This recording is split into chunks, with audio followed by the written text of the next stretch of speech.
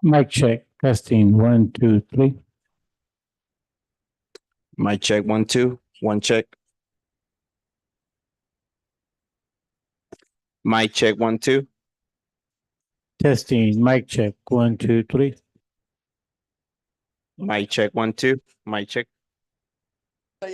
Testing, mic check, 1, 2, 3. Mic check, 1, 2. Good. Mic check, testing, 1, 2, 3. Testing. Mic check. Mic check, testing, 1, 2, 3. Mic check, 1, 2. Testing, mic check, 1, 2. Mic check, 1, 2. Testing, mic check, 1, 2, 3. Testing. Mic check. Mic check, testing, 1, 2, 3.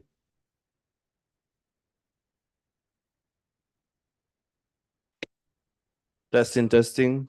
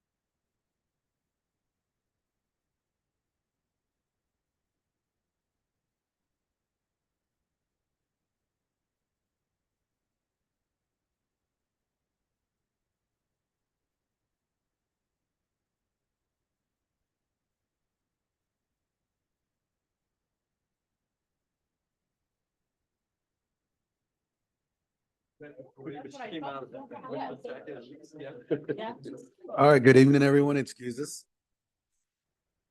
We're gonna go ahead and call to order this work session on Wednesday, July 17, 2024. It's like 6:15 PM Central Office PDC 102 Genevieve, San Antonio, Texas. So we're gonna call the meeting to order for roll call and recording of board members so we can have our clickers ready to go. We'll go ahead and proceed forward. Sorry, I didn't have the little gavel.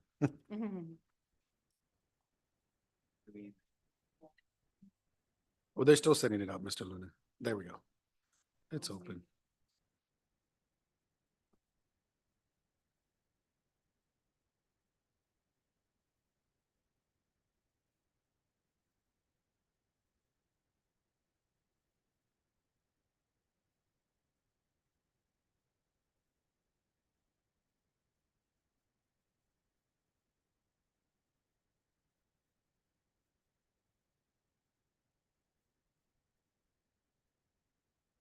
We could go ahead and close it. We do have everyone present, so we do declare a quorum. Thank you, everyone. And we'll go ahead and also acknowledge that Dr. Castleberry, our conservator, is here with us as well, so welcome him. We'll go ahead and move on to Mr. Soto, the recording superintendent and staff members present, sir. Yes, Mr. Chair, Board of Trustees, HISD Community. This evening, we have Mr. Flores, Assistant Superintendent of Business and Finance. Here. We have our Executive Director of Operations, Dr. Hinojosa. Here. We have our Assistant Superintendent for Curriculum Instruction, Ms. Casey. Here. We have our Executive Director of HR, Dr. Salinas. Here. And filling in for our PIO is Melinda Garza. Here. Much, sir. And before we proceed, we wanted to thank our new principals that joined us and welcoming us today. So Miss Naveau at Terra Wells, also Miss Lada over at Harlandale Middle, and then also Miss Montemayor at Vestal, and also Miss Black at Stonewall Flanders. So thank you, ladies, for joining us. They did leave. It was important for me to tell them and everyone else, hey, you can go ahead and home and have dinner at a reasonable time. So thank you. Ms. Juarez, I don't believe we have any public comment. All right, so we'll go ahead and proceed into a work session with the superintendent and staff. And I'll just preface it. I know with our leadership team, and thank you to Ms. Casey, Mr. Flores, Dr. Hinojosa and Dr. Salinas for putting us through a pretty informational piece of a meeting. So thank you for taking the place of Mr. Soto when he wasn't there to participate with us and Dr. Castleberry. But it was a lot of information. So let me just preface that for this meeting. So hopefully maybe we can condense that for our team. That'd be ideal. So we'll go ahead and proceed, Mr. Soto, if you don't mind, which is the first is board review and discuss the renewal of MOUs, contracts, agenda, agreements for 2024 school years for College Board and the San Antonio Education Partnership. Sir, is that another way saying that you missed me condensing it? Or would you, Ms. Casey? Oh, yes, thank you, Mr. President, members of the board, Mr. Soto. Our first renewal is College Board PSAT and SAT School Day. We actually test all of our students at no cost from grades 9 through 12. That includes PSAT for 8th and 9th, PSAT NF-SQT for 10th and 11th, and SAT school day testing for 11th and 12th. 11th grade will also test in the spring with the SAT as well as the PSAT in the fall. This is funded through college prep budget for a total of $89,304.70. All right, any comments, concerns, or clarification needed on this item? All right, we can go ahead and proceed to item 5. The board will review and discuss the purchase of Imagine Learning ESL. I'm sorry, I didn't go over San Antonio Education Partnership. Oh, I apologize. I That's thought I had gone through for both. So if you may, I'm sorry, Miss Casey, if okay. you don't mind backtracking there for us. Thank That's you. okay. The goal of the education partnership is to increase students that are college and career ready. They enroll in higher ed and they attain their higher ed credentials. Each school is assigned a college access and success advisor who helps with the college access and services for students. It awards scholarship as well to students attending partnering colleges and university for up to 8 consecutive semesters. Students have to have an 80 or higher for a grade point average, demonstrate financial need, and we have a college advisor at McCollum, Harlandale, and STEM. The cost for the services is 54,000, 24,000 for Harlandale High, 24,000 for McCollum High School, and 6,000 for STEM Early College. It does pay 8 semesters, and if a student goes to community college, it's 600 per semester. If they go to a public 4-year here in San Antonio, it's 850 a semester. And if they go to a private 4-year, it's 1,500 a semester. We do have some data from our 2023 graduates. We had 176 students access the scholarship for a total of $113,385. For the class of 2024, which just graduated, we have 266 students who are eligible. We won't know how many access the scholarship until they matriculate to high school, college, which is usually around October, that we'll get that information. Mr. Yes, Mr. Luna first, and then I guess Ms. Ortiz. if you So I don't mind. guess our RO, return on investment is more, right? Yes, What we sir. Put in there. And that's for 1 year, where if the student stays a full-time student, they're eligible for 8 semesters, which is their 4 years of college, which is rare for a scholarship. But just because we have new programs like Jaguar Hope, I don't know if this is gonna become obsolete or not. Is it, are we having data that's gonna, maybe in a few years, things might shift, you know? Those scholarships are typically last dollar scholarships, which first, what they do is they fill any financial aid that they're given. They fill these scholarships, and then it's a last dollar scholarship that they fill. But this would also can be used for books and for some students who reside there at the different colleges. All right, thank you, sir. Ms. Ortiz, ma'am? I'm sorry, I missed what was the number of students from that you were giving us, what was it, 113,000? So we had 176 Six students from students. the 2023 graduating class. And the total scholarship amount was 113,385. And how many are eligible from the graduating class of 2024? How many are eligible? 266. Okay, so the 176 for 2023 do we know how many were eligible? I don't have that number because they reported who actually accessed the scholarship at that Uh, point. I could yeah. look for that. I can get Well, that I was information. just wondering, because Mhm. if we have, how many we have eligible versus how many actually access it. Correct. So, thank you. Mhm. All right, any other comments, concerns, or clarification needed on this? Mr. Chair, Yes, Ms. Reese? Ms. Casey, I heard you say that we have 3 advisors. Mhm. Do any of those go to Frank Tejeda to see if there's students over there? They do not go to Frank Tejeda at this time. Okay, What we have at Frank Tejeda is we have the CIS, which is also on this agenda, and they have somebody there that helps with this type of work. thank you. All right. Well, any other comments, concerns, clarification on this item? I guess to provide a little bit more historical context, I know back when we were in school, there were more stipulations related to this. So I think this has evolved, and eventually, hopefully, it doesn't become an item that loses funding unless hopefully it gets merged into another potential scholarship somewhere down the line within the city of San Antonio.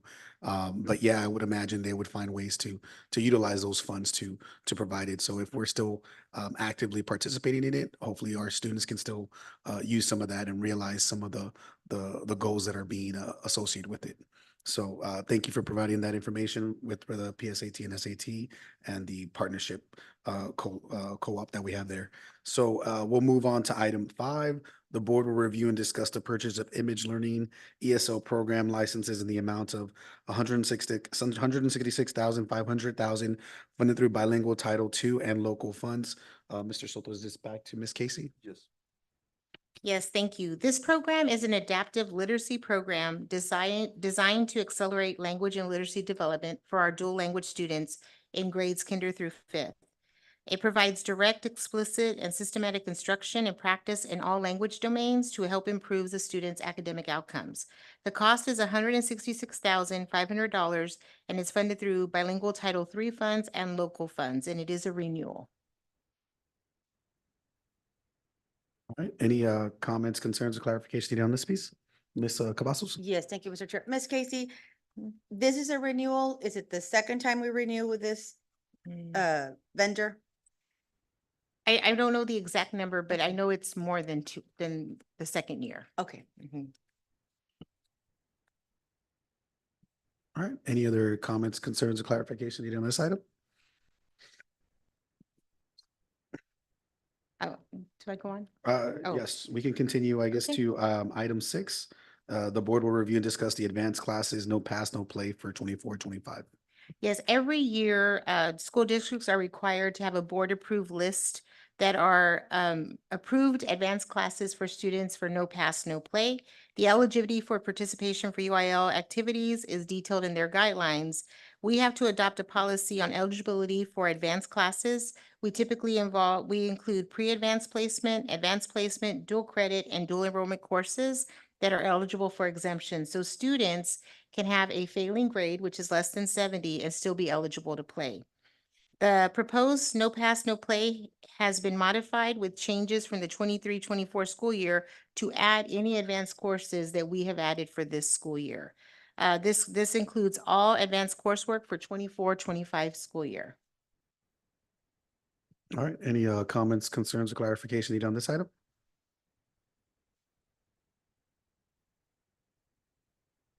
And I know within it, there are pieces within that have classes that are associated with the middle school and the high school. So that's things to consider as well. Correct. And trust me, parents are acutely aware of these items, so they'll visit our principals pretty actively when it comes to it. Any other comments, concerns, or clarification needed on this item? All right, we'll proceed forward, right, Mr. Soto? So the next couple, or how many are yours, Ms. Casey? Is it the 6? So the Six, next, yeah. the following 6? Yes. Okay, so just proceed as you may, ma'am. Okay, so the next one is to consider approved submission for a waiver to TEA for a staff development waiver for the school year. We currently have embedded staff development days for our teachers within our calendar, and the minutes in our calendar exceed the number of minutes required by the state.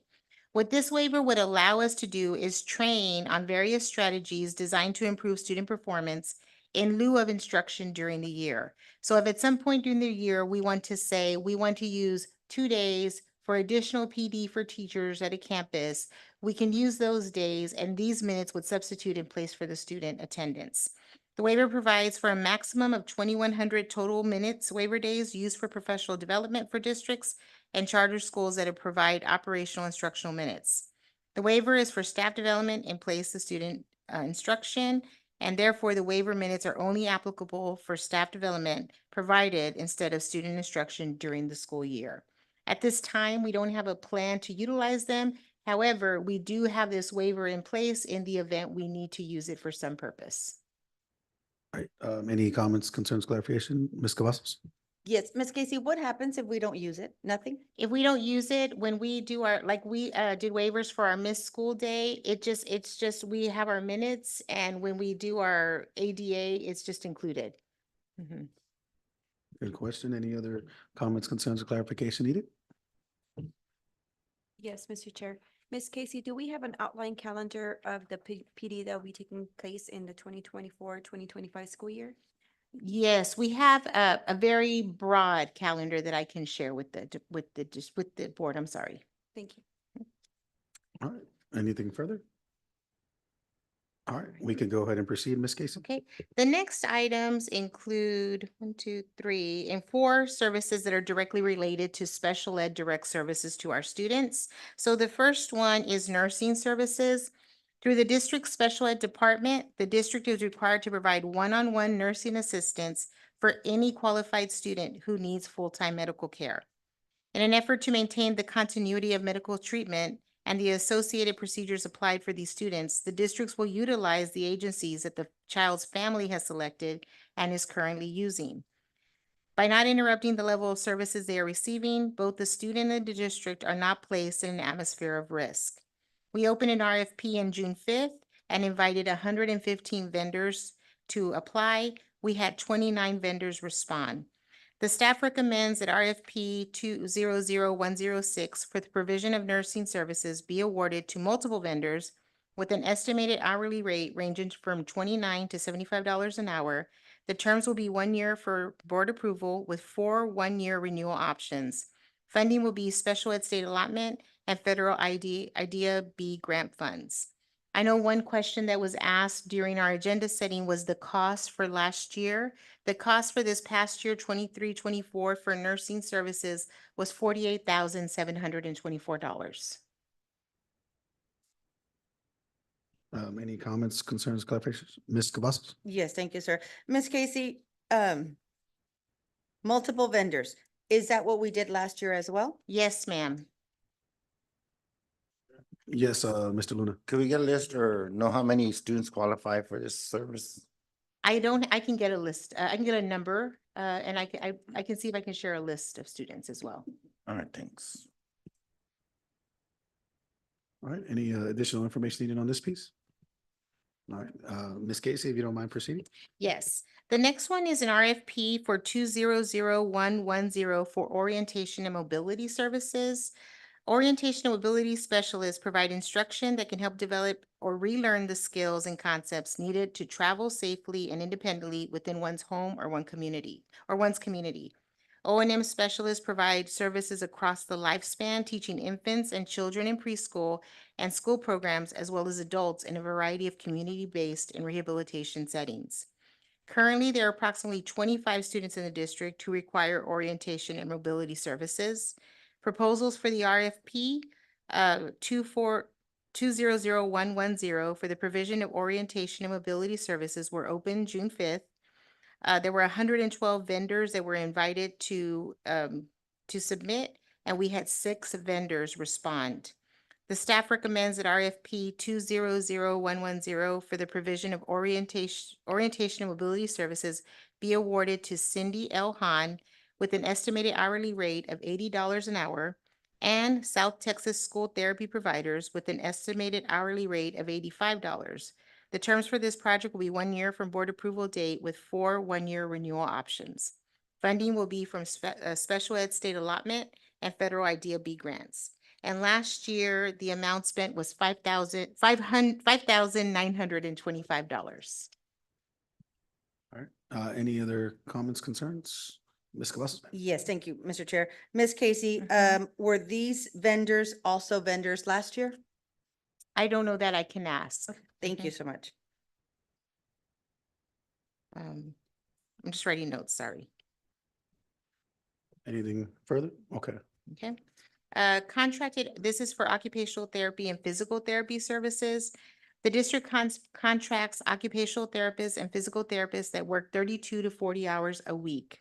These are each independent contractors who have been working with special ed department for over the past 5 years. The majority of occupational therapy students receive direct services along with consultation and collaborative services.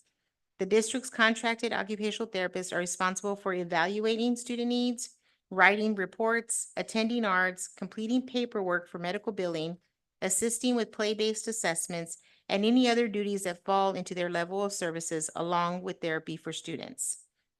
RFP 200111 were open June 5th. They invited 159 vendors to respond, and we had 18 vendors respond.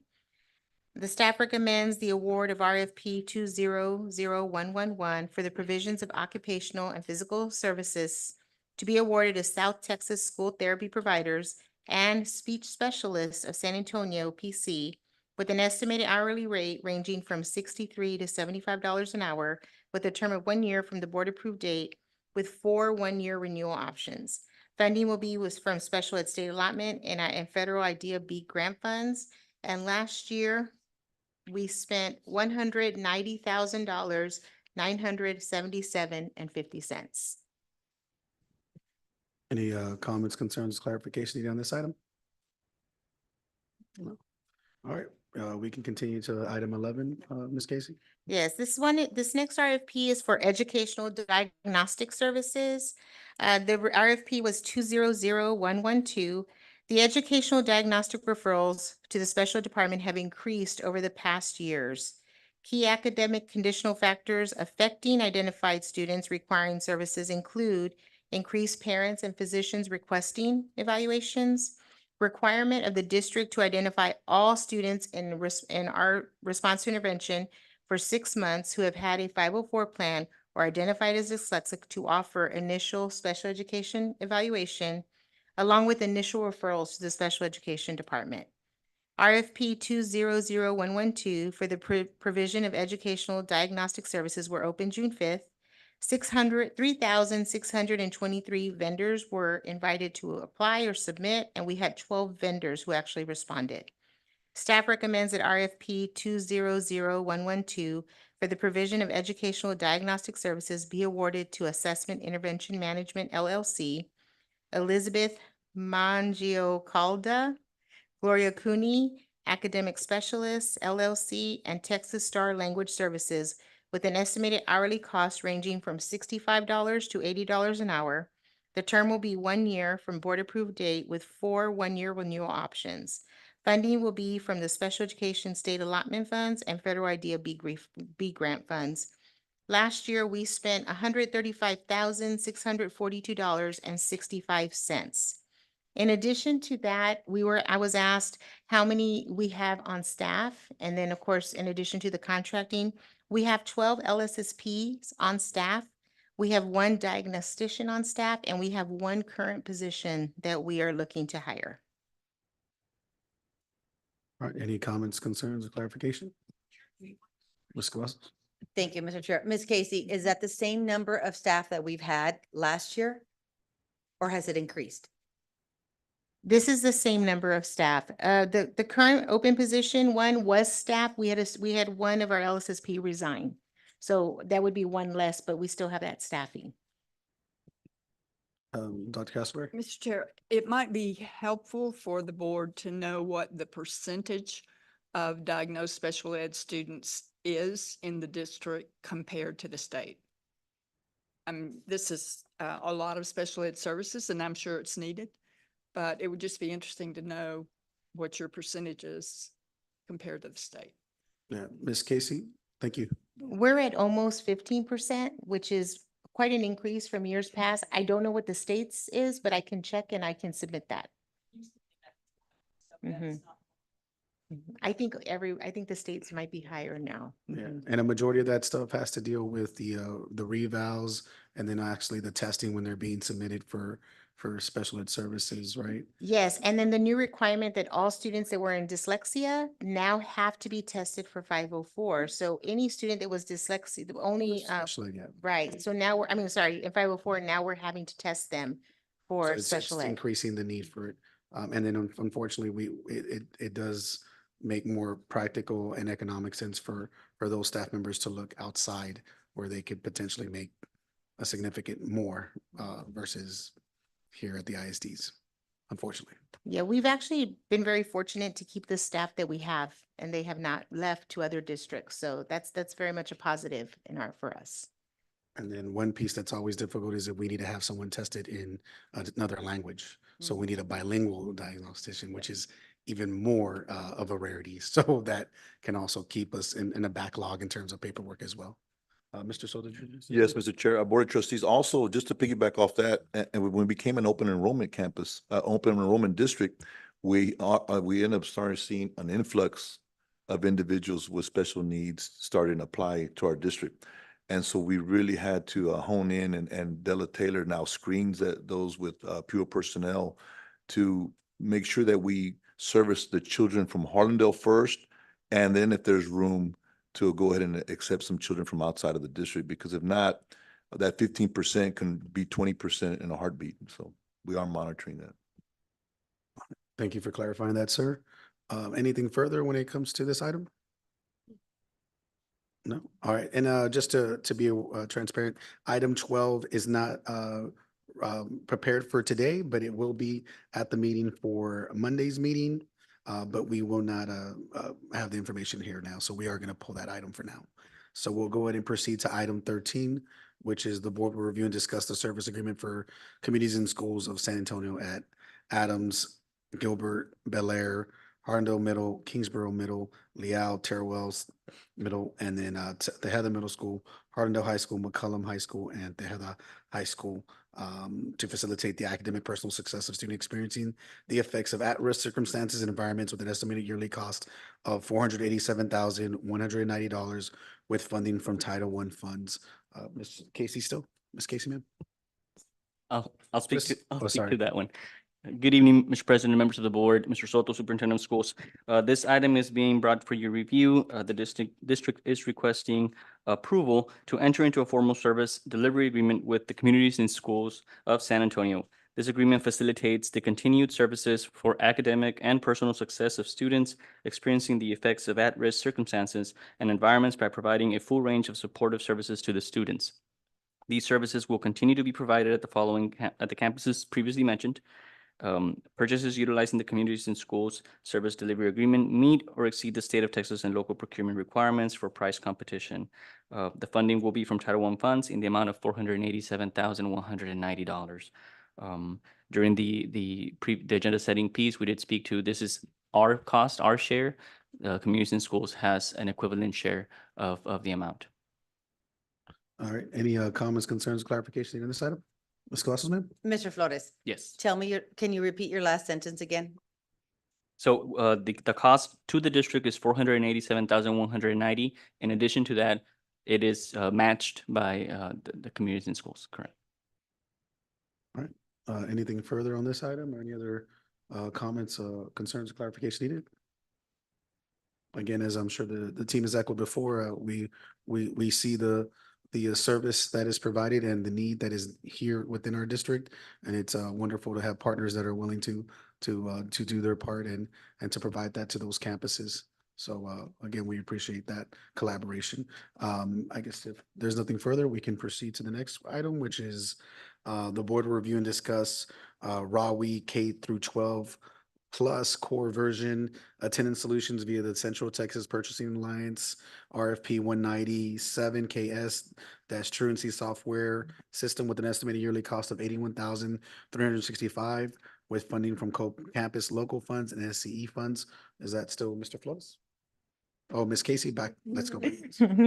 Yes, thank you, sir.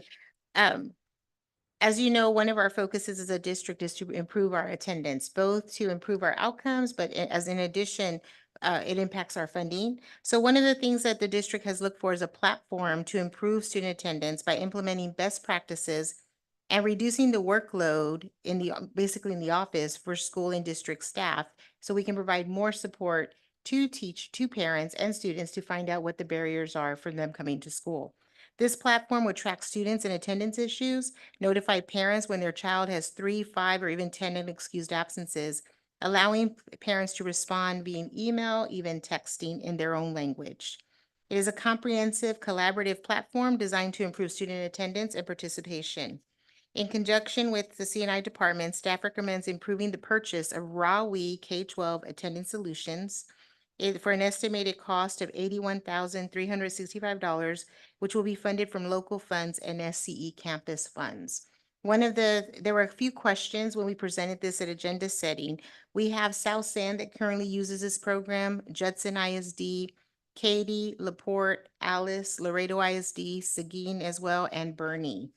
In addition, we were asked, what is our percentage of chronically absent students? Well, the state defines chronically absent as any student that had missed 10% days or more, which equals 18 days. So if a student has more than 18 days, about 6 weeks, we have as a district 33% of our students that are considered chronically absent. That means they have more than 18%, because this was also asked. Of that, we have 20 of that percentage. That's our district average. We have 9 campuses that are above that average, and we have 12 campuses that are below. Our campuses range from our lowest chronically absent percentage, which is Gillette Elementary, which is about 24% chronically absent, all the way up to Frank Tejeda, which is about 74% chronically absent. One of the things we're doing with Frank Tejeda is we're looking at a more innovative schedule that might meet the needs of our students. We're going to have options for kids at Frank Tejeda. They can be half day in the morning, or they can come half day in the afternoon, or else they can come the full day. If the student comes for 4 instructional hours, we can get a full day funding for them. So in an effort to kind of meet that need, which is a very different student than others, those are some accommodations we've made.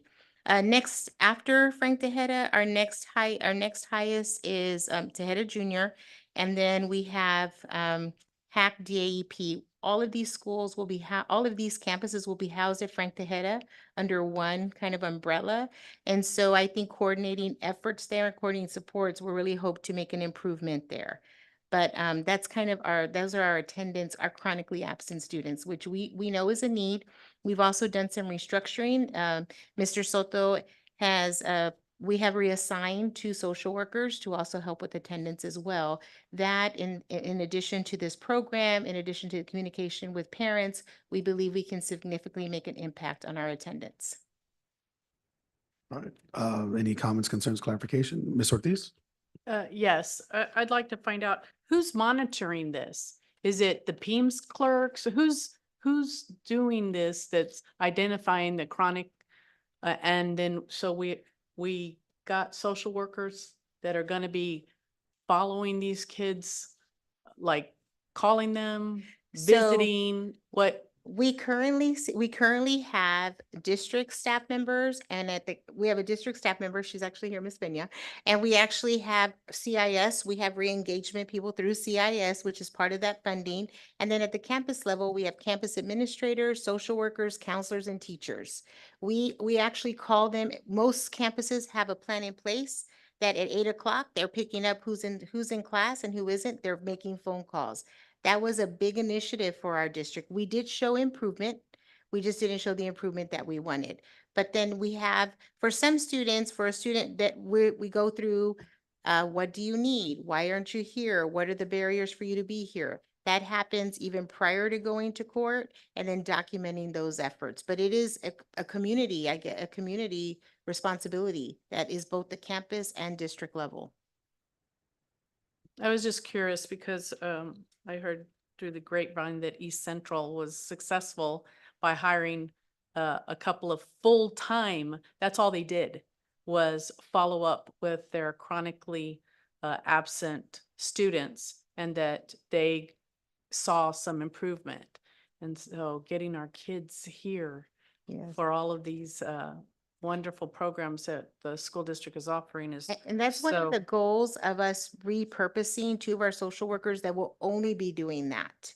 So where they have maybe a whole variety of services that they provide at the campus, we've pulled them. They will work with Ms. Peña. They will also work with our engagement specialist from CIS. And we actually have court, people that come with court that also help as well. So rather than being a group of 2 or 3, we're looking at a larger group at the district level to help with the campus support. Ms. Glass? Ms. Casey, do you know of any of those other districts you mentioned, how successful they've been with this same software? I know that they all highly recommend it. I reached out to South San, one of their truancy officers, and I know, so one of the things this does, so I'll give you an example with warning letters. Once a student has so many absences, what we do is they qualify for a warning letter. Once it's in the system, Ms. Benya will actually print those out. They deliver them to the campuses. The campuses then have the letters, and then they mail out the letters. That time can take 2 to 3 days. When you go to court, that needs to be maybe a 48-hour turnaround because it has to be timely. If not, it's not compliant. What this does is once it's in the system, it will automatically send emails to parents. It will send text message to parents. When they click on it, we have a red receipt that it was received, and it's in the language that they have. Whatever's on their phone is what it will translate to. We have a red receipt and documentation that we have those interventions. On the other side, we also have, if that's not happening at a campus, because we can't monitor everything that's done. Did they send out the letters? there's really no record of if that was mailed out. So there's accountability for every person in that, from the student to the parent to the campus to us as a district. Thank you. That was exactly what I wanted to know, because I thought, okay, we go through the process, but how do we know that that process, somebody's taking the next step and the next step and the next step to get to where it needs to be? It's definitely a process that we know has to improve, and this is probably our major effort in improving that. Yeah, and just to provide more context, and I'm sure Ms. Peña can attest to this as well, in meeting with the truancy court, right? They're trying to eliminate barriers too, because ultimately it's the accountability on the parent. It's not we're charging the kid with or filing on the student.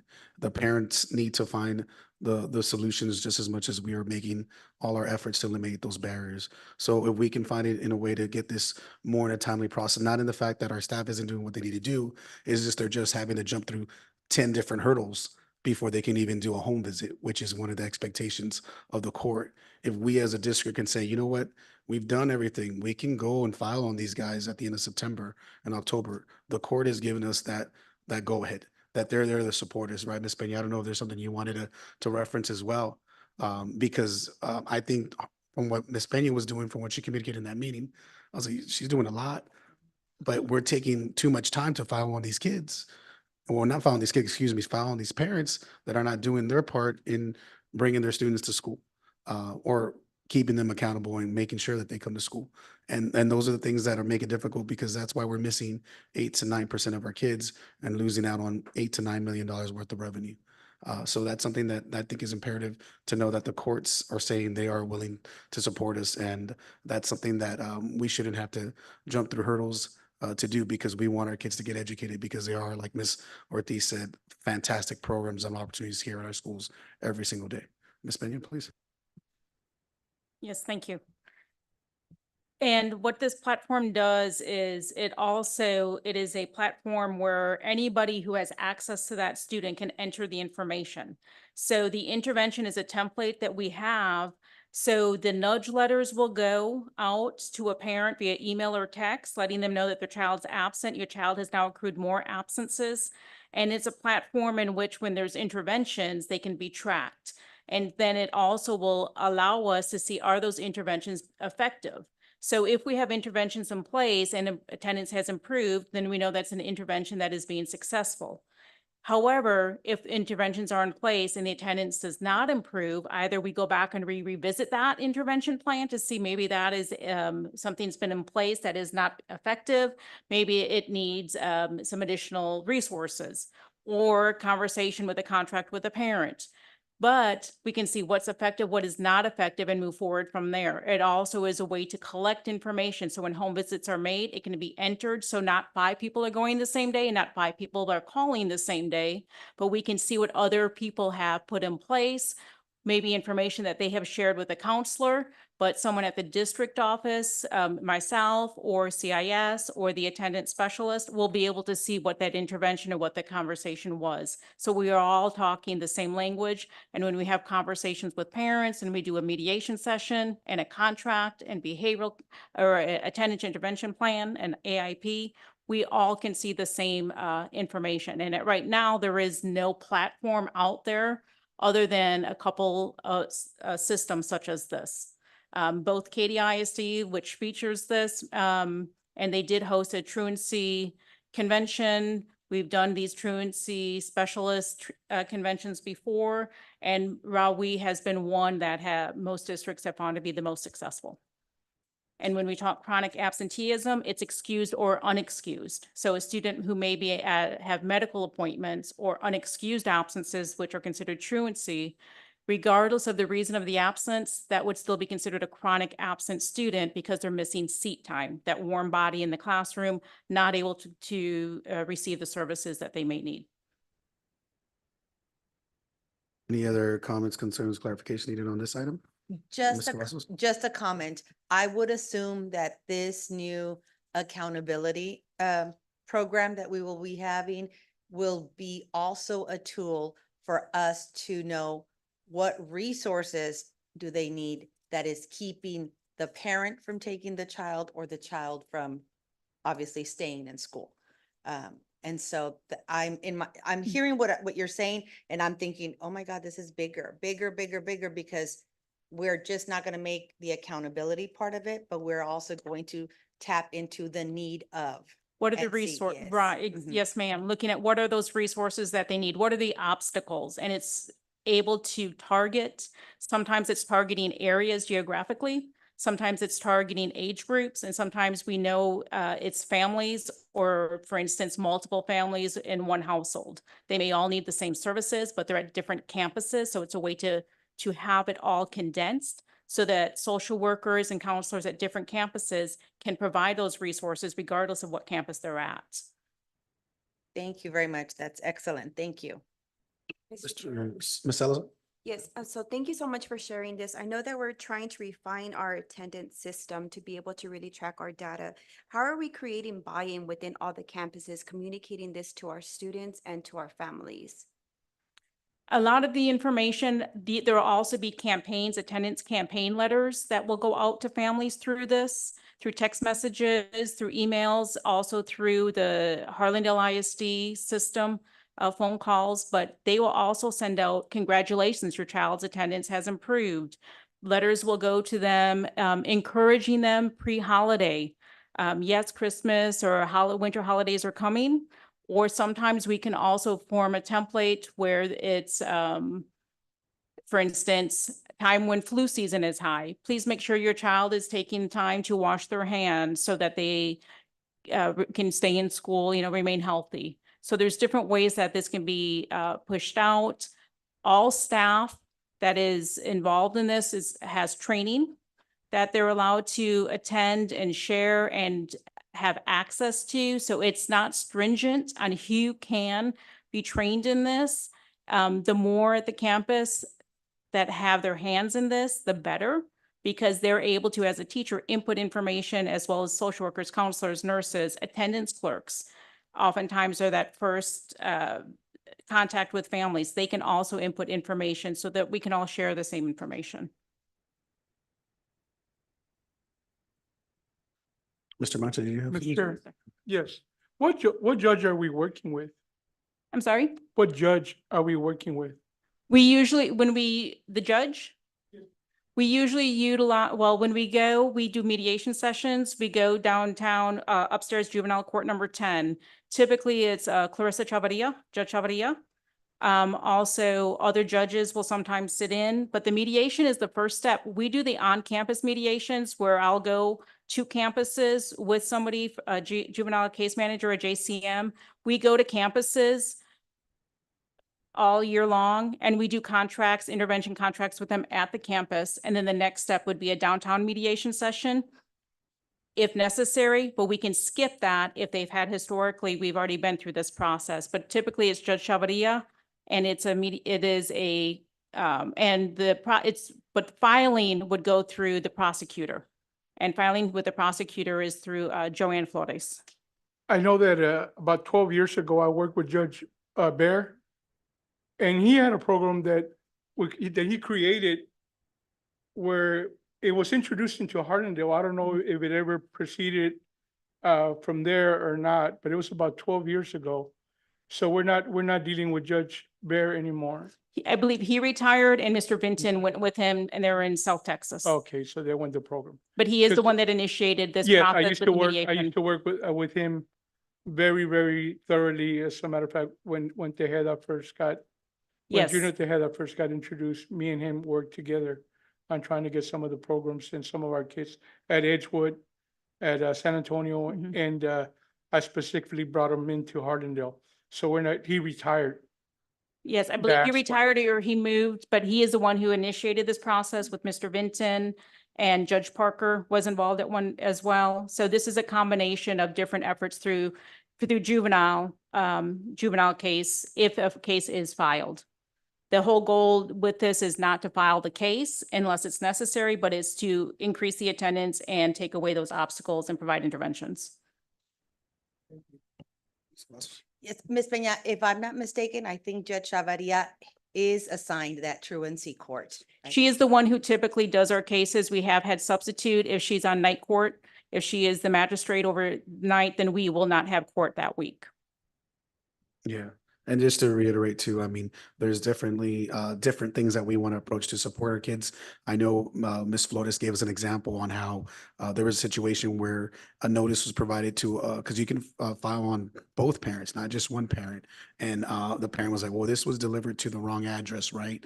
But his wife got one and she was required to pay. And she was like, no, we're not doing that. You can't be pleading ignorance in this situation. You're a part of the situation and you understand the same context of what the expectation is for your child. And I think that's the reality of things that we are now. There's so many people that we are willing to support and serve, but those that are willing to use the system to benefit themselves and to not support the needs of their kid, that's not appropriate. And that's where we're finding our situations. Because I know, like Ms. Peña mentioned, we do have a collection of kids that we know coming back are like the kids that are the chronic absentee kids. And those are things that she gave us good resources and tools to support meeting those needs for our kids, because that also takes away all those individuals from being in the classroom academic setting for those that are actively in the classroom and in the schools. And so those are the things. It's a small population that does that, but those are the numbers that are definitely taking a lot of our time. But the other ones that are actively working and helping, we are making those developments. And she says we see those improvements if they go to the court by October, November. Their attendance is great because now they know, hey, their expectation is your child should be here with us. So I'm looking forward to seeing that growth. Anything further, guys? Thank you. All right. I guess we'll proceed to the next item. Item 15, the board will review and discuss the request to purchase from Labith Institutional through the Purchasing Co-op Region 20, Texas 20 Food for an estimated amount of 1.5 million to be funded with the Child Nutrition Program funds. Mr. Flores. Yes, sir. These, the next 8 items are mine. The four of them are for child nutrition. The first one here for Labad is in accordance with board policy CH local requisition over 50,000 is being brought for review. In this case, we're bringing this requisition for $1,500,000. This would cover approximately the first semester of school for the operations of the of our child nutrition program to purchase food items. The requisition will allow the department to continue meal operations for our students through the first semester for the 24-25 school year. Upon review and projecting future costs, administration will bring a new requisition to complete the school year. At this time, the estimated amount for the fall semester is presented at $1,500,000 through Region 20 Texas Food Co-op. And All it's through child nutrition funds. Ms. Cavazos. Mr. Flores, is this just for the fall? This would be just for the fall, Okay, yes. thank you. Yes.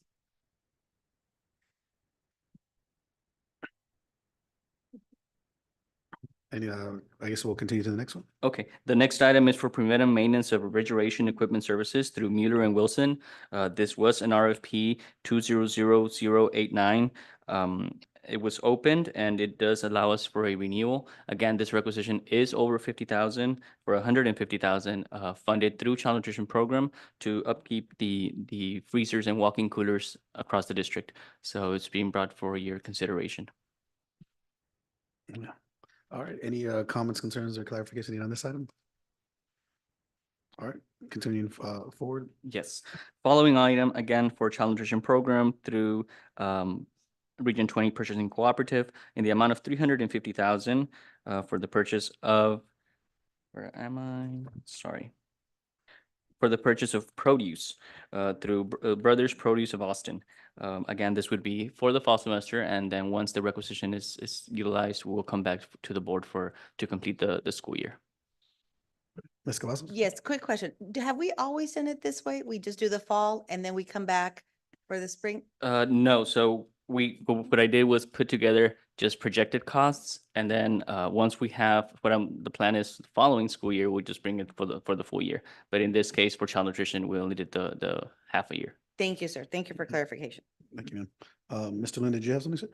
Yeah, on that note, is this an increase the same from previous years, or how's that working?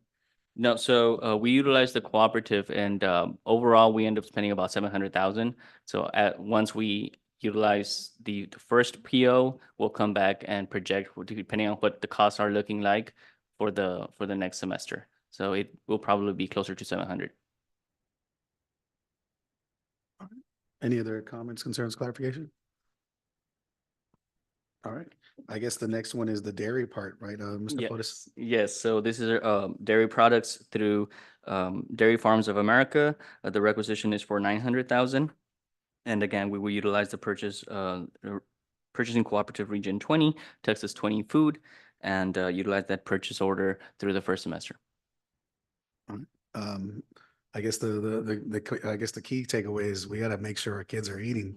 That's And correct. Yes, not sir. throwing that away, because I know in our lunchrooms, I'm like, you gotta eat that, you gotta eat that. 'Cause, Yes, or at least get through the line, grab your food, grab your tray, and that's correct. take And it later, Child you're Nutrition- gonna be hungry later, so. That's correct. Child Nutrition, the TDA, Texas Department of Agriculture, requires us to provide them the full meal, including that milk product. So we have to provide it to them, and we hope that they drink it, right? And there's a lot of great produce there too, so I hope that doesn't get wasted either. Correct. Are there any other comments, concerns, or clarification needed on this item? Puts a little bit more in context and knowing the total cost on what we're providing for our kids on a daily basis. So thank you, sir. Yes, absolutely. The following item is for, the following two items are for legal services. They're just to open the purchase orders for the year. As the invoices are coming in, we would already have a purchase order available. So this item, the first one is for JCA Law, requisition for 75,000. And item number 20 is for Rosh Gallegos, Trevino, Russell, and Kyle in the same amount for 75,000. Any comments, concerns, or clarification on this item? No. And I know Mr. Resendez last year, you provided us some clarity on how it worked when it came to it, that it's the amount that it's just, doesn't mean we hit that number, you stop working. It's more so. Right, Just- right. Yeah, we keep working. We're gonna keep working. Don't worry. And still be sending the bill, so it's still there. I guess so we'll continue on because it's the same thing for Walsh Gallegos. Yes, and then the last item that I have there is for, sorry. The board will review and discuss the student code of conduct. So we do have Ms. Peña here to present any changes. Do we have any changes for the 24-25 school year student code of conduct? Whenever you're ready, Ms. Peña.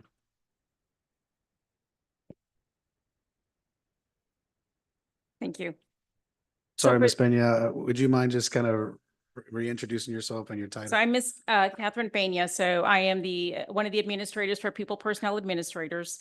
And so in our office, we oversee student code of conduct, parent-student handbook, attendance truancy, registrations, and that information. So I'm the one who works with the student code of conduct as well as the hearing officer, Ms. Rendon.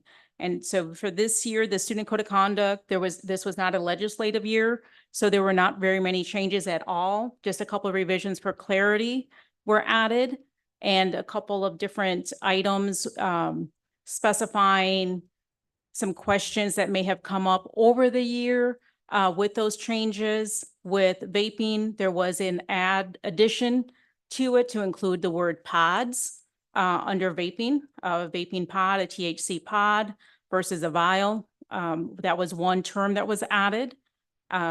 We all reference it under penal code. It just was not in student code of conduct.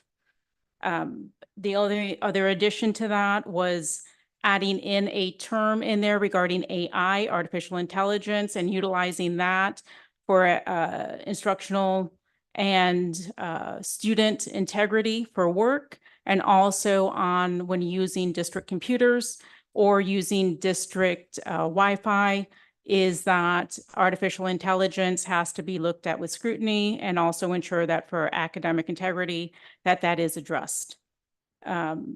Another addition or term that was added in this code of conduct dealt with terroristic threats and threatening material, that it can also happen if a threat is made off campus. That has been in place. That is the way that it is described under penal code. It was just clarified in student code of conduct with about half a sentence in there stating that also off campus.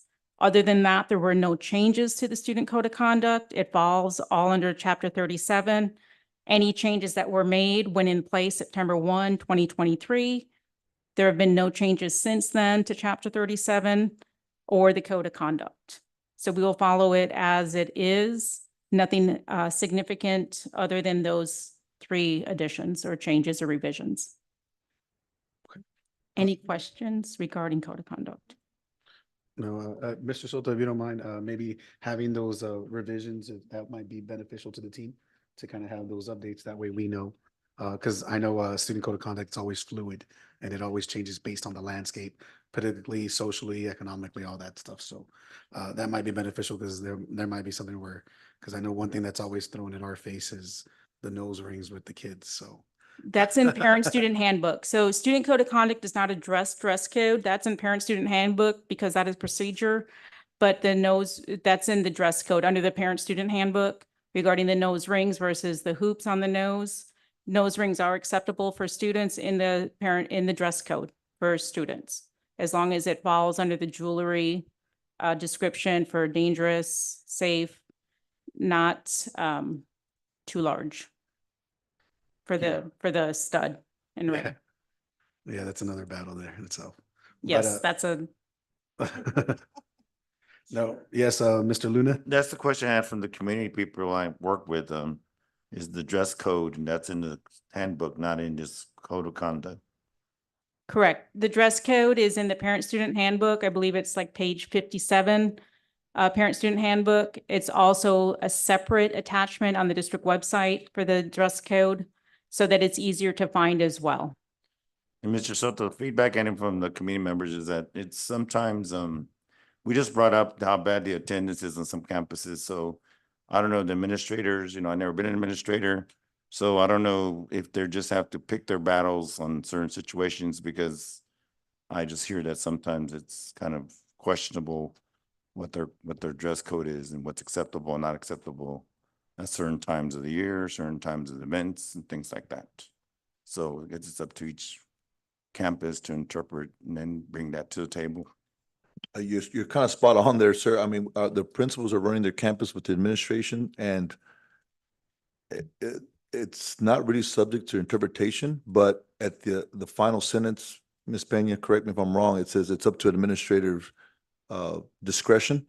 And so one principal sees a hole on the knee and says, well, I see that hole being closer to your thigh, and calls a parent and sends them home. And whereas one principal might say, well, that hole in the knee is at the knee, and so you're fine. And so at the bottom line is, it's up to our administrators that we hire, and we have to trust that they make sound judgments and go with that. But a lot of the dress code, as Ms. Pena said, is a hoop ring too big. Well, what is too big to me might be just a hoop ring, and something, if you're an administrator in a hoop ring, you can have a whole hula hoop on yours, and you said, well, that suffices for me. So it is a tough situation, but we do have a parent that is involved. We have a community member that is involved in some of this parent student handbook as well. We No. do follow the recommendations as well when it talks about gender neutral hair and culturally sensitive with hair and dress as well. So we do follow those guidelines that we do receive from different agencies to ensure that we are following the regulations on that. We are going to be more descriptive with this when we do meet with principals to go over it, to make sure that everybody's on the same page and give examples of what that may look like as far as jewelry and tears or holes in pants, to make sure that everybody has the same information and make sure that they all kind of do a little, have a more of a visual when we meet with administrators.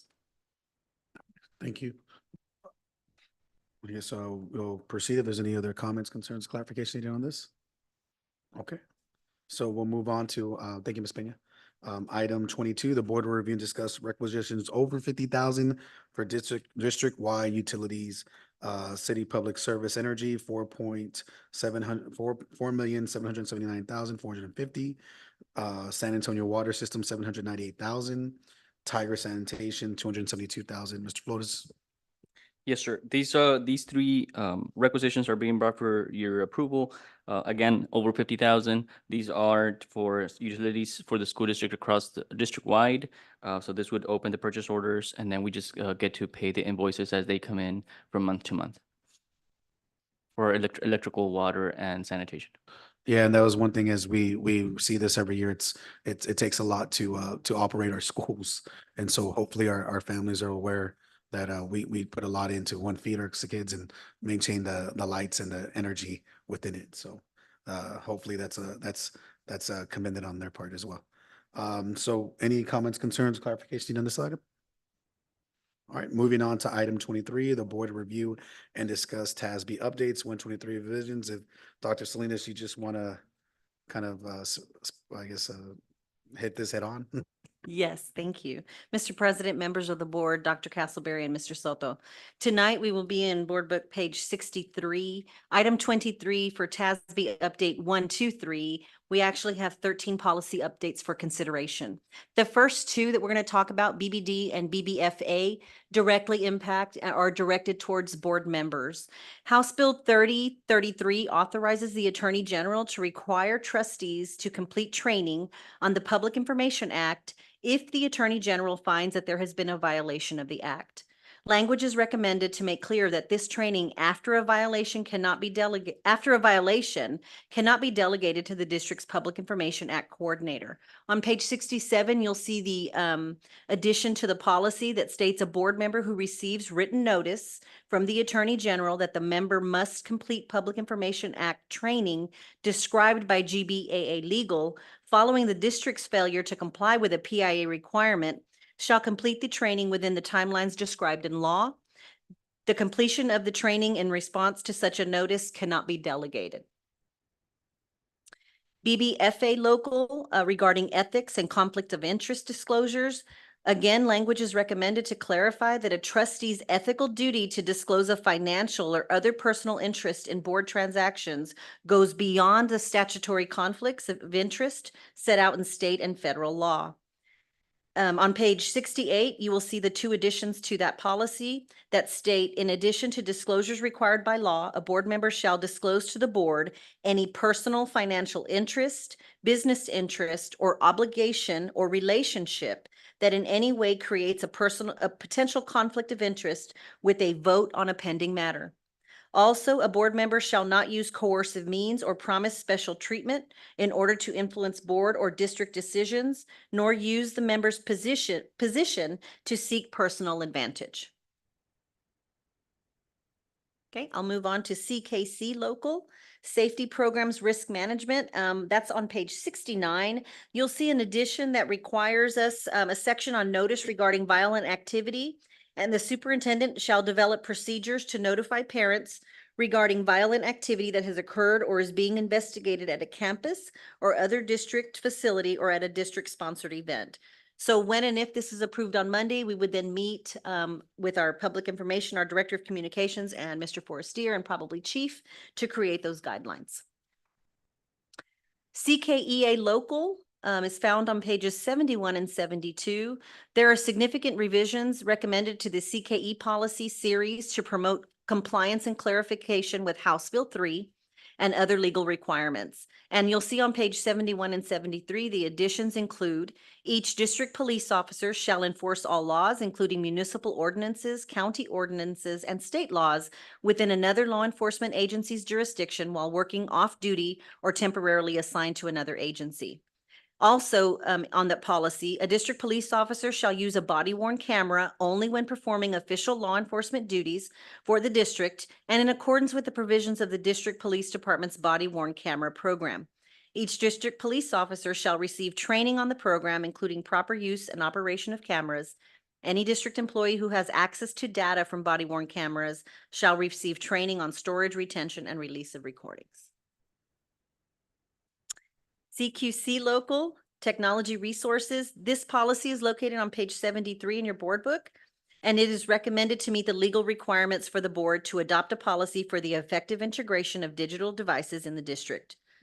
The policy language adopts the model health and safety guidelines developed by TEA and the Health and Human Services Commission and clarifies that the superintendent must develop regulations for implementation. Again, if this new policy is approved on Monday, we will work with Ms. Martinez to develop and publish the administrative regulations. DCE local is employment practices, other types of contracts. That's found on page 74 of your board book. Revisions at termination during contract term are recommended to specify that an employee may request a hearing before the board to appeal discharge during the contract period and to differentiate between terminations during and at the end of the contract term in accordance with DCE legal policy. DEC compensation and benefits. This one has quite a few changes and revisions. This is from pages 75 through 82. So based on the information provided by the administration to address new requirements under House Bill 1486 and House Bill 471, the enclosed revisions are recommended to add full-time telecommunicators, which are our dispatchers that work in the police department. You can find that on page 78. To the provisions regarding mental health leave and to add required provisions regarding line of duty illness or injury leave for police officers. Sick leave pool, also on page 78, is added for consideration. The sick leave pool will assist employees who have a need for catastrophic leave for themselves or for their immediate family member, child, parent, sibling, or spouse, and are out of all available paid leave. This would allow for local leave days to be donated from other staff members. So this would be for people who exhaust all of their leave. If I'm at a campus and I have something going on with my family, immediate family, and I'm exhausted, I'll leave. It's a catastrophic illness. They would work with Ms. Hubbard and they could ask that people at their campus and or people in the district, if they have extra days, would be able to donate days to them. So if this is approved, again, we would have to establish procedures. We would have to establish the maximum number of days that the employee could donate, the maximum number of days per school year that you would be eligible to receive, and then the return of unused days. So if we give 15 days and you only use 5, then the other 10 go back to whoever donated them. And then also we always have to include that an employee may appeal the decision regarding the establishment or implementation of the district sick leave pool in accordance with DGBA local. Questions on the pool? It's new. Okay. Yes, sir.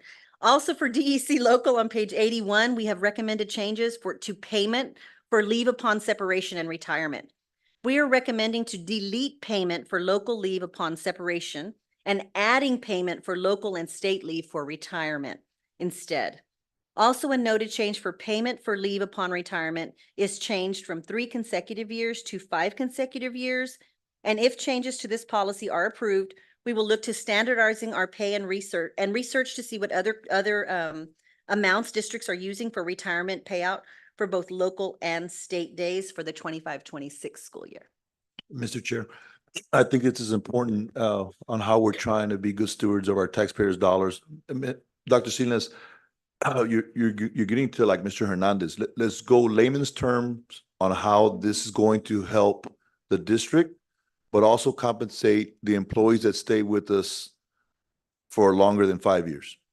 Sure. So current policy right now, DEC local, if you leave the district after 3 years, you're getting paid for your local days at $100 a day up to 20 days, $2,000 max. We're paying people who leave. We have people who are leaving and then coming back, and then they're staying 3, and then we're paying them again. For local. For local. And now the policy that we're proposing? The policy we're proposing is adding local and state days to be paid when you retire from Harlandale. And to retire from Harlandale, that means at least 5 years here with us consecutive. Thank you.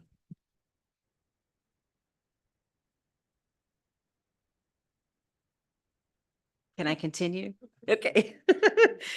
DGBA local, excuse me, page 83 through 89.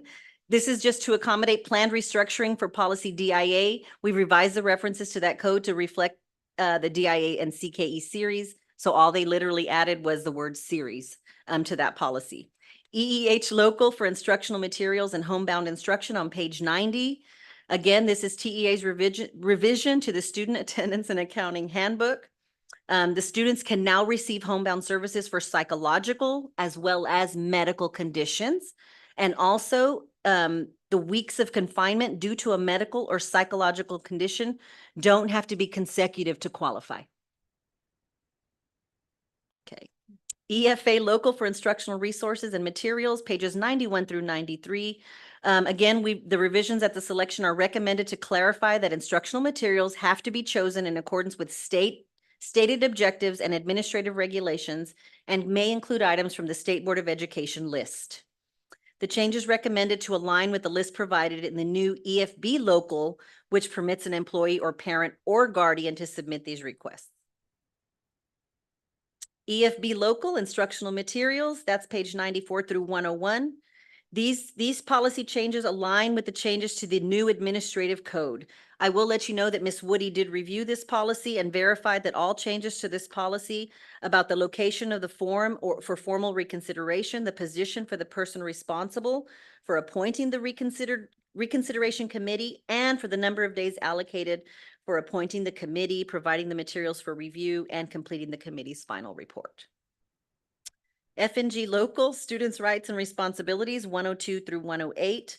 Extensive revisions within the CKE policy series forced us to update and cross-reference in the list of other complaint processes.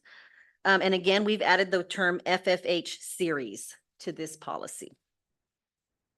And the last policy is GF local for public complaints.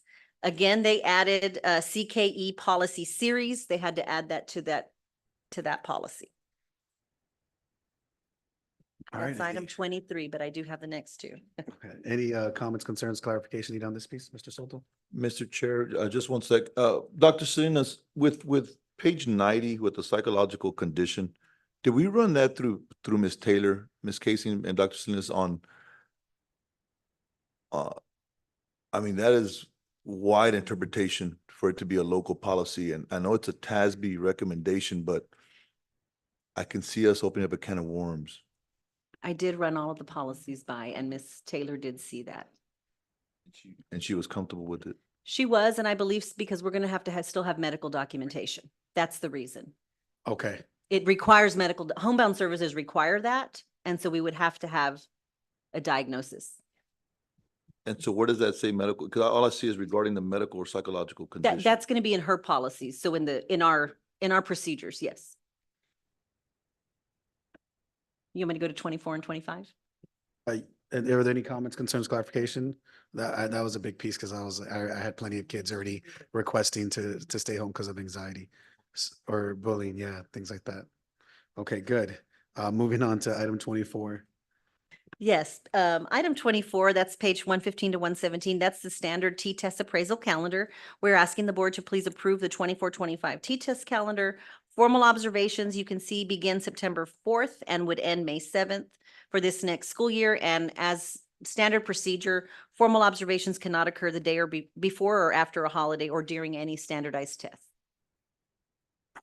Continue on. I don't Sure. think we can Next just- item is 118 through 122. We're asking the board to approve the 24-25 T-test appraisers, certified appraisers, and the certified appraisers and trained appraisers, include principals, assistant principals, and/or academic deans. All right. Any questions on these? It's pretty straightforward. Thank you, ma'am. Next item, Ms. Hubbard will present excess workers' comp. Okay. Whenever you're ready, Ms. Hubbard. Thank you.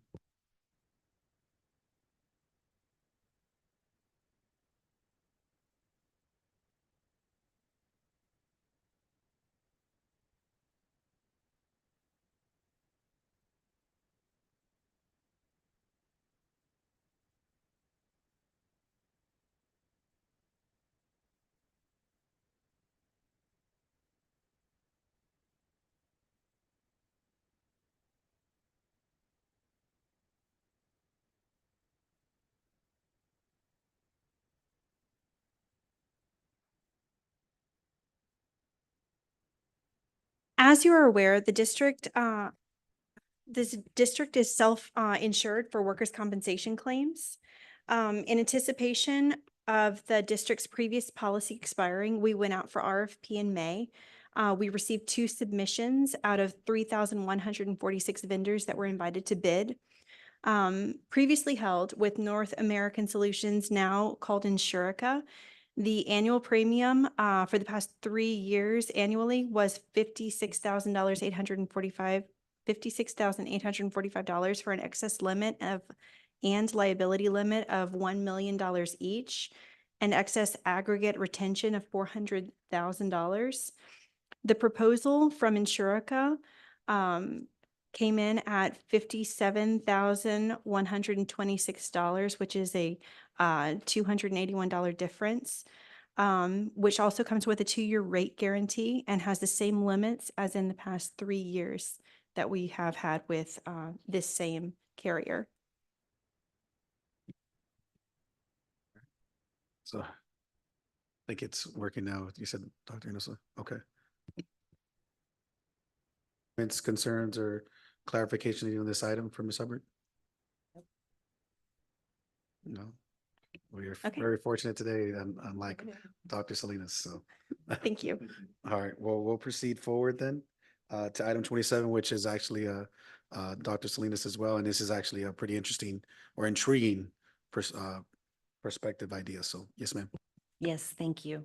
On page 124, we would like to introduce an addition to our substitute salary schedule to include educational partner. This item is being proposed due to the lack of teachers and/or degreed professionals needed to fill our vacant positions. Educational partners are degreed individuals who would serve as permanent substitutes the entire school year. These individuals would apply for the position, be interviewed and vetted by Human Resources.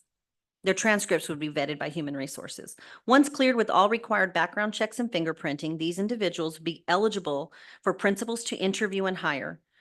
Their pay would be set at 90% of the 0-year teacher pay on the teacher pay scales. Currently, the 24-25 pay for 0-year teachers is $59,025. If approved, Harlandale ISD Educational Partners would then earn 90% or $53,122 for working 187 days for the 24-25 school year. They would be eligible for benefits and receive 5 local days. Educational partners would be employed under a letter of reasonable assurance in lieu of a contract for 1-year terms. These individuals would not be TRS retirees, but they would be eligible for TRS benefits as required by law. Our commitment would continue to focus on hiring certified teachers as our primary objective. So any comments, concerns, clarification needed on this piece? Ms. Cavazos? Thank you, Mr. Chair. Dr. Salinas, degreed individuals, not certified teachers, but just a degreed individual? Yes, ma'am. So if you have a bachelor's degree, what we're finding right now is we have many applicants right now with a bachelor's degree who are having difficulty getting into a program or cannot get into a program until mid-September because that's when the test is occurring. And or their GPA is low and they don't qualify for a program. So yes, ma'am, it would just be a bachelor's degree.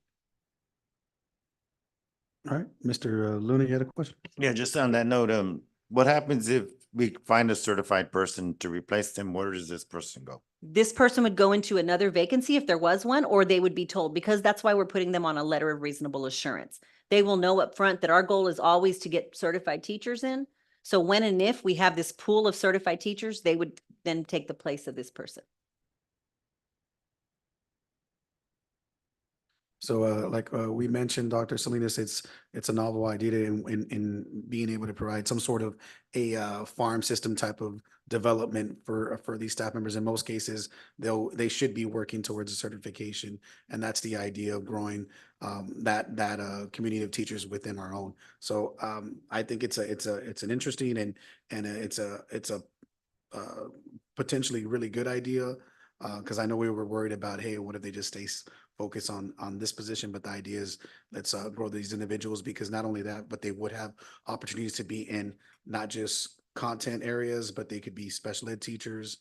They could also be more specialized instruction, or they could even coach from what you were sharing, right? That is correct. They could be our athletic coaches. They would qualify for the stipends.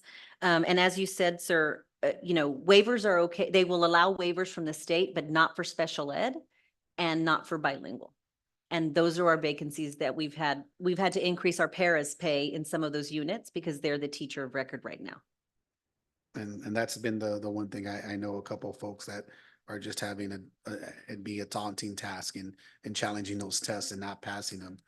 And this would be a way to increase that morale in themselves and the belief in themselves that you can pass it. And we do have enough belief in you to provide you Yes. this assurance. Ms. Yes. Cavazos? I will tell you, as a board update, we have 54 vacancies right now. Last year at this time, we had 94. Same time in July. We've already applied for 9 waivers from TEA, but again, we have people ready to be hired. But we wanted to see if the board would approve this, because I think it's more of an incentive for them. And Mr. Chair, and Dr. Sines, that's without hiring retired people as of right now, right? With those vacancies. That is correct. Retirees, we must hire by law at the year they retired. So if they retired at 32, we have to pay them at year 32 and also pay an 18% penalty.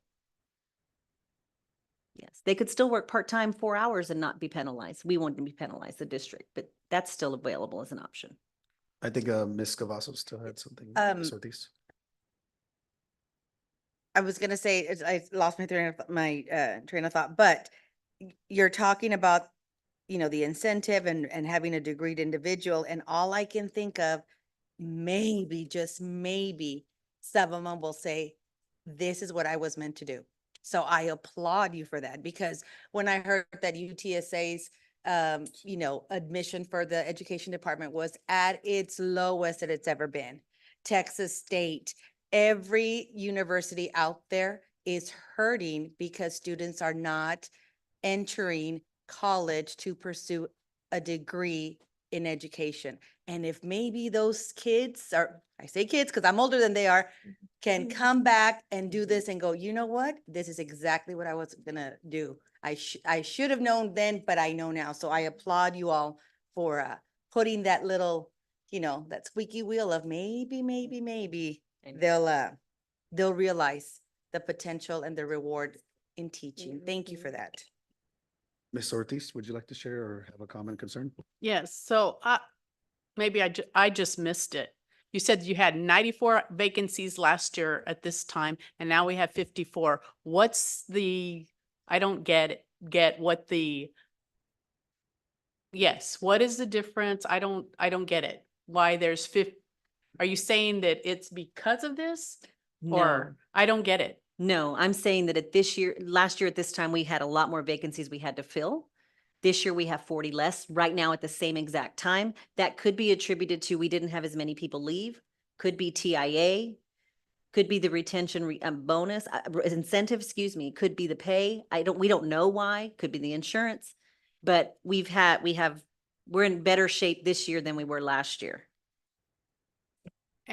And so these individuals will also be eligible for extracurricular stipends? Yes, ma'am. Okay, and who determines that? I mean, If so they- when they come in, if they're, they could apply, like they want to be, I don't know, the mariachi person. Sure. So they would apply for the education partner. We would review their transcripts because that's what we're going to do. Obviously, if they're going to want mariachi, they're probably going to have some music background. And then we would we're going to talk with the individuals and interview them and say, what would you prefer, secondary, elementary, to make sure they're in the right fit also. But yes, then once they're hired, they would say, I'm also interested in coaching, because that's going to be one of my questions. For the first time, we're struggling to find coaches.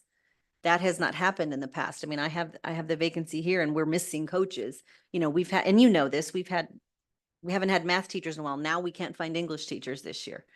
So this would afford, I think, just more options for individuals who have their degree, who may or may not be in a program. And I do need to give credit to Mr. Resendez, because he actually brought the idea and we were brainstorming, and then I just kind of couldn't sleep one night and kept going with it.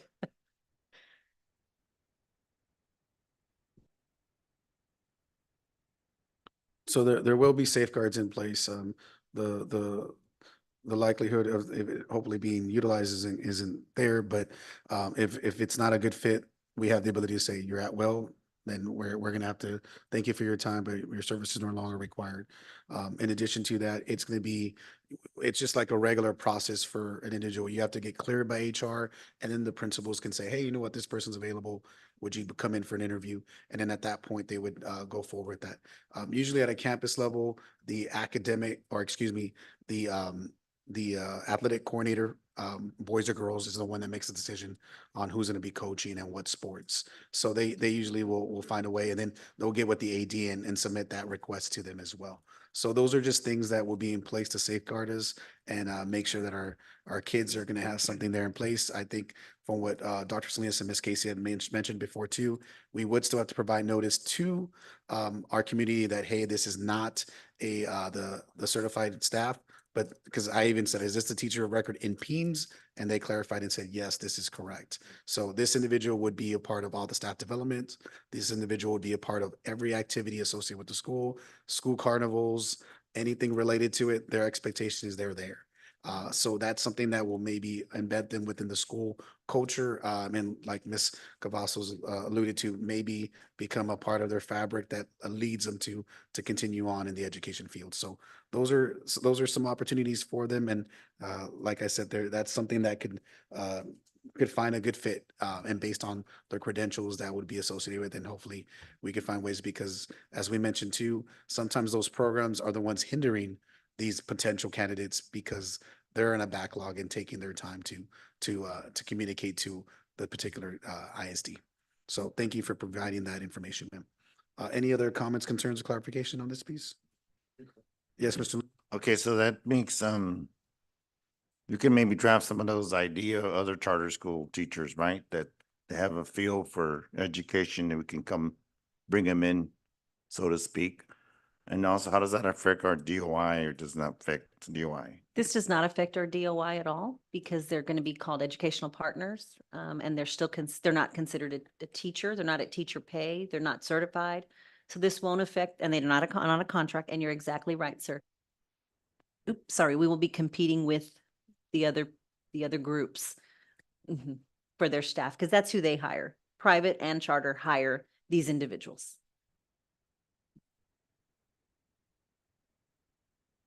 And again, they'll never make more than the entry level teacher. So they'll never make more than that person. So that's a good indicator. Yeah. So, Yes, Ms. Mr. Chair, Peace? so I just need some clarification. So we hire them as an educational partner, and then they decide that they want to become a certified teacher.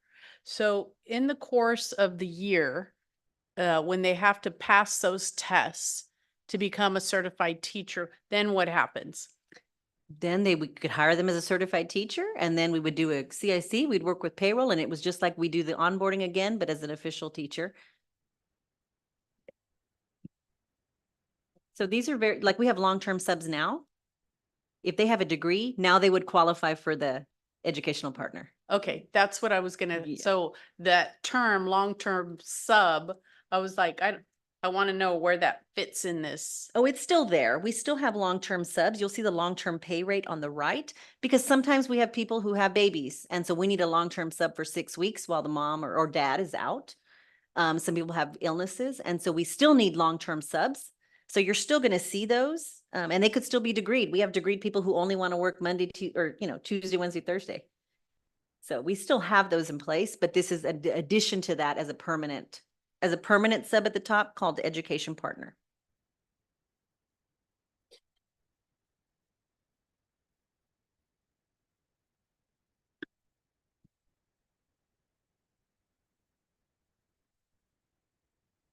Anything further, y'all? No? All right, we'll proceed. 28 will, I guess, be reviewed. Is that? That was last year's. I That was last year, apologize. so was that my is not mistake. needed, so that No, will be omitted. That's omitted, yes. So- It won't be on Mondays. Okay, so 28 will just be omitted. 29, the board will review and discuss the request to renew our contract with Frontline Education. Is that Ms. Casey? It's Ms. Martinez, 29 Oh, and Ms. Warner? 30. Okay. 29 and 30. Go ahead, Ms. Martinez, you can do both, please. Okay, thank you. Good evening, Mr. President, members of the board, and Superintendent Soto. Frontline Education is a leading provider of workforce and human capital management solutions. One of the major benefits to utilizing an automated time and attendance solution is the capacity to cut costs, improve compliance and control, and eliminate error-prone manual errors. Harlandale has used the Frontline Education Time and Attendance solution since 2021. This program provides multiple options for the employee or administrator to enter time. Employees can clock in via kiosk directly from their computer, use one of the many Chromebooks that have been placed in the school or departments. We currently have approximately 700 employees that are clocking in and out daily. Harlandale also uses the Frontline Absence Management System. Employees can report absences via the absence and substitute system by utilizing either the website or on their telephone. Our teachers use this program to schedule substitutes. Human Resources and Payroll use it to track time off and available leave for all employees, and all employees use it to request time off. Staff recommends that the annual renewal for time and attendance and absence management and substitute management solution in the amount of $70,813 be awarded to Frontline Education under the By-Board Cooperative Contract Number 66122 for a period of 1 year with the district's option to renew for an additional 3 years. This annual maintenance agreement includes licensing for each user, technical support, and firmware upgrades. Purchases utilizing the By-Board Cooperative Contract meet or exceed the state of Texas and local procurement requirements for price competition. Funding for this purchase is from the district's budgeted general fund. All right, any comments, concerns, or clarification on this item? I know with this piece, one thing that Dr. Salinas and Ms. Casey let me know was I didn't realize that administrators didn't have to clock in and out versus where I'm at, I do have to clock in and out. Even if it's 9 o'clock at night, I still have to make sure to clock out and I have to be on the system in order to clock out. Yeah, So- that changed just a couple of years ago. Used to be that way here. Yeah, but was there any comments, concerns, clarification on this piece? No? All right, moving on is, and did you do the second one too, Ms. Yes, Myrna? yes. So the second item is for the purchase of the Microsoft Enrollment for Education solution. Okay. This provides the district software and user licenses for needed Microsoft products. Included in the purchase are licenses for servers, a full operating system license, and professional office version for students, faculty, and office computers. Additionally, it allows all Harlandale staff and students to download Microsoft Office on their home or personal device at no cost to them. Really? Yeah, up to That's 5 great. devices, in fact, so they can download it 5 times. That's a value. Uh-huh. You know what, that was really popular with college, with people still in college, because even at a bookstore, you're paying probably $200 Yeah. for that license. Yeah. Mm. So the server licenses enable my staff to manage data, users, groups, security applications, and other networking functions. And the network operating system allows us to share files and printer access among all the computers in the network. The district requested a submission for quotes of multiple vendors through various cooperatives, and 3 vendors responded. So staff recommends that the annual renewal for the Microsoft Enrollment for Education solution in the estimated amount of $72,236 be awarded to SHI, which is Software House International, Texas, under contract DIR CPO 5237 for a period of 1 year with the district's option to renew for an additional 2 years. Purchases utilizing the DIR cooperative contract meet or exceed the state of Texas and local procurement requirements for price competition. Funding for this purchase is from the instructional materials allotment. Ms. Cavazos? Ms. Martinez, a quick question. Does, if we approve this, does it also include any updates that would be necessary within that first year? Oh, yes, ma'am. The software assurance tells us that if there's any upgrades or any added benefits to it, we get it at no additional costs. Concerns or clarifications needed? Well, I appreciate the information, Ms. Martinez. I guess we'll let you go unscathed this time again. Thank you. We'll proceed to item 31. Dr. Hinojosa, which is the board will review and discuss the updated prevailing rate for future construction projects, sir. Yes, sir. Thank you, Mr. Chair, members of the board. So for this particular item that we'll ask for approval, but at the upcoming board meeting, it's to approve the prevailing wage rate that we use as a district, our contractors use in the district for all our construction projects. So this particular wage rate is for the average wage that is paid to similarly employed workers for a specific occupation, and it's all related to the construction projects. Periodically, Bear County will go back with the Department of Labor, and this is the minimum hourly rate for the construction workers at the construction sites. The Bear County will periodically renew or update these dollar amounts or these hourly rates. And so the last time that it was brought before the board was back in October of 2021. And so the last revision that Bear County did was of April. And so we're simply, we'll ask at the board for approval to present this item and approve this item. So then that way the contractors can use this prevailing wage rate when they pay their employees at the job sites. So currently our construction projects that we currently have are under the wage rate that was last approved. And so moving forward with any construction project we have moving forward would fall under this pay rate. This is all included in our construction costs. So this is really at no cost to the district. These are just wage rates that the contractors have to follow. So it's already a part of the construction projects. It's not going to be any extra or out of pocket for the school district. Thank you, sir. Any comments, concerns, or clarification needed on this item? Ms. Cavazos, ma'am? Thank you, Mr. Chair. Dr. Hinojosa, so this would be, if it's approved on Monday, when does this take effect? That Tuesday? So Anything that, It'll take over the new construction The new projects. Yeah, so construction these documents are part of our procurement process and paperwork. So any of our current projects, the previous wage rate was a part of that paperwork. So this would be for any of our projects that will be approved moving forward. thank you very much. All right. Any other comments, concerns, or clarification needed on this item? All right, we'll proceed to item 32, convening closed session as authorized by the Texas Government Code, Chapter 551, Sections 551.071 through 551.084. Item A, discuss and take possible action on the superintendent's recommendation for Director of Communications, Public Information Officer, PIO, TGC 551.074. Do we have a motion to convene in closed session?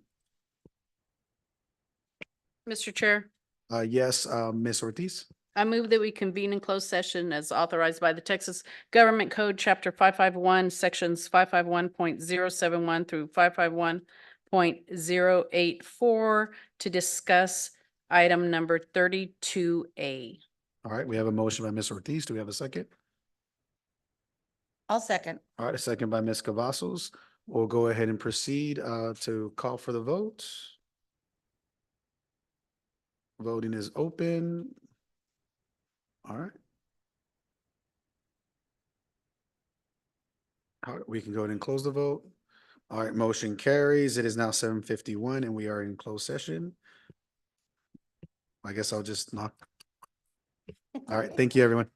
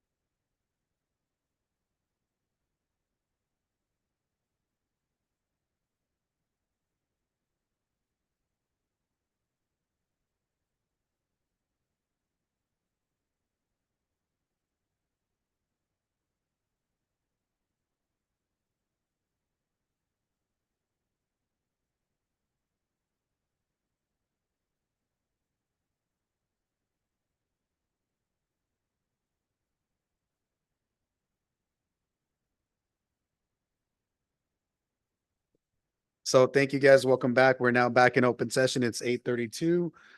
We wanted to proceed with a motion. Ms. Reese, would you like to proceed with that motion? Yes, Mr. Chair.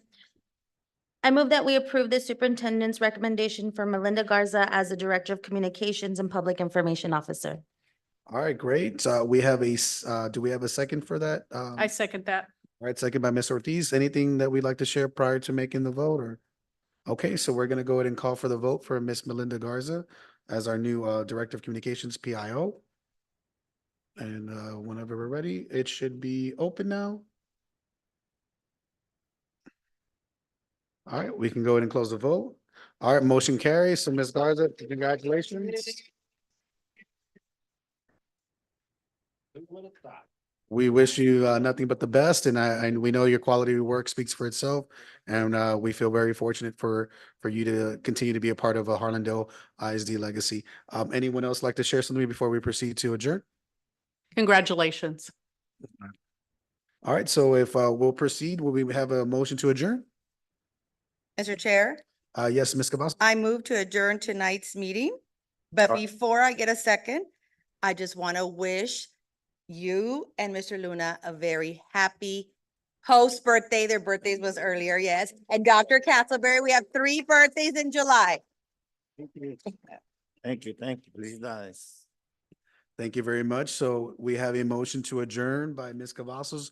Do we have a second? Mr. Chair, I second. A second by Ms. Salazar. We'll go ahead and call for the vote. Sure, there's no discussion needed. Mr. Luna, you're welcome to give some more wishes. Ms. Salazar, you got the last one? We can go and close the vote. Oh, Mr. Luna did not want to go, so we'll go ahead. It is 8:34 and we are now adjourned. Thank you.